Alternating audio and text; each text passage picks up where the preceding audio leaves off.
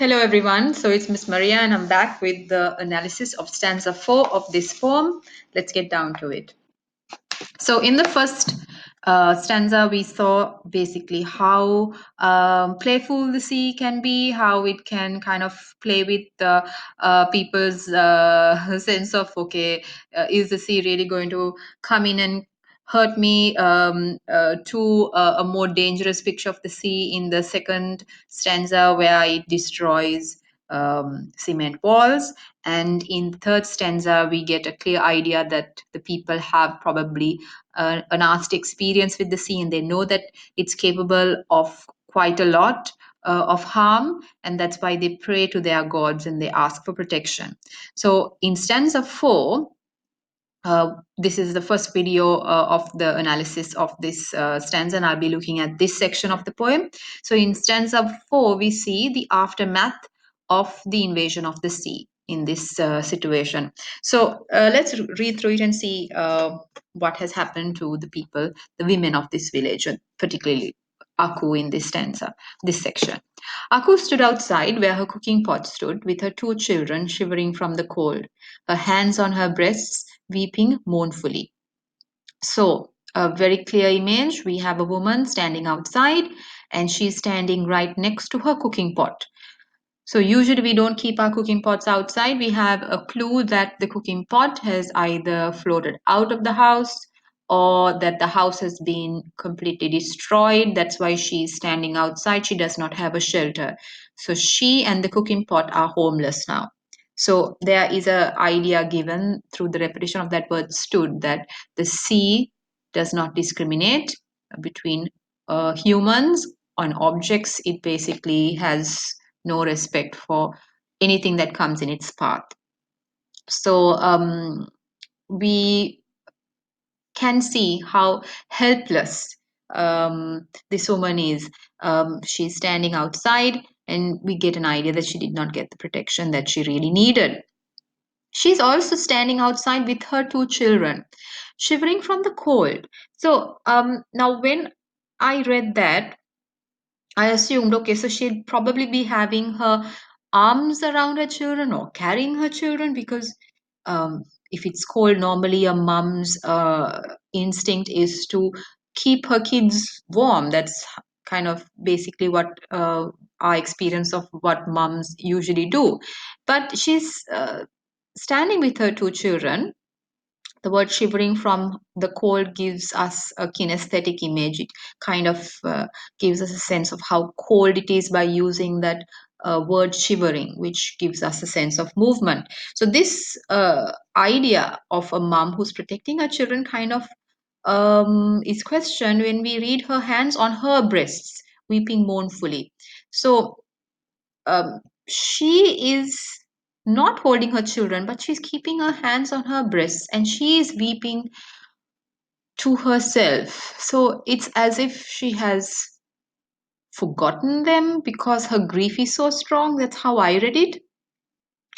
So this sense of mourning is very powerfully conveyed with the image of her with her hands on her breast. Usually, like sometimes when we can't really take the pain and we are in complete grief, we tend to hold our chests or strike our chests or keen because we just cannot handle the pain, the ache in our hearts. So that sort of pain is conveyed through the way in which she seems to have even forgotten her children who are shivering from the cold, and she's weeping to herself with her hands on her breast. So I felt this was a very emotive visual image.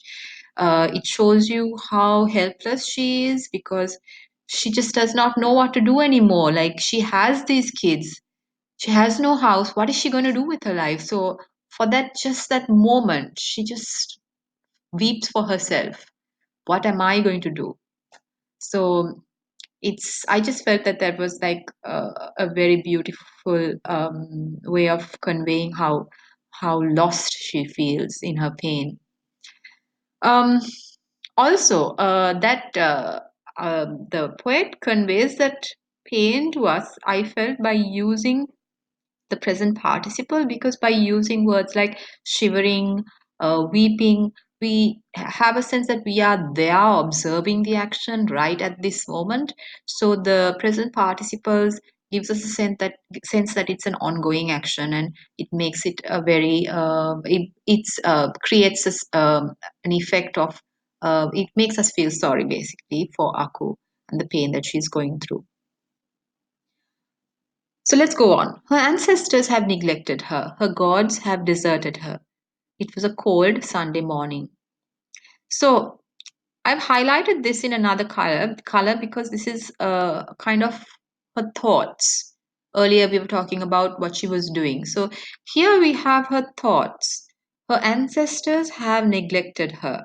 Her gods have deserted her. So she's kind of telling us. Using we have the have neglected, have deserted, which is the present perfect. It tells us what has happened and how it is affecting her now. So the action is that the gods neglected her, so now she's suffering. They deserted her, so now she's suffering. So basically, we get the idea that she's kind of blaming, right?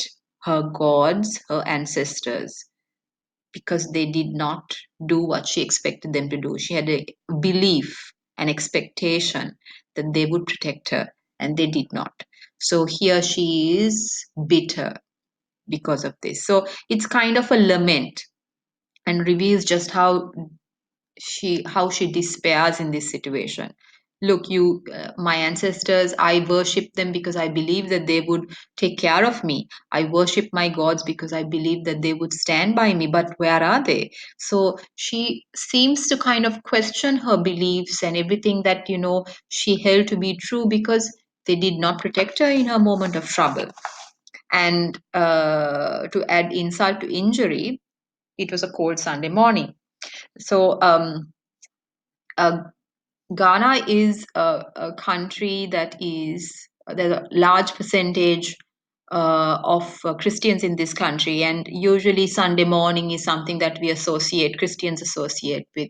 It's a holy day, and we don't expect anything bad to happen on a Sunday. But this happened on a early Sunday morning, probably, and this is not supposed to happen. This is not kind of thing that we believe would happen if we worship our gods and we pray to them. So for her, it's kind of like a betrayal in a sense, because she did not get the protection and the help that she thought that she would have. And the fact that it's happened on a Sunday morning, it's kind of like a slap in her face. It's like, okay, you had this belief and basically it did not help you in your time of trouble. So we get an insight into how abandoned Aku feels through these three lines.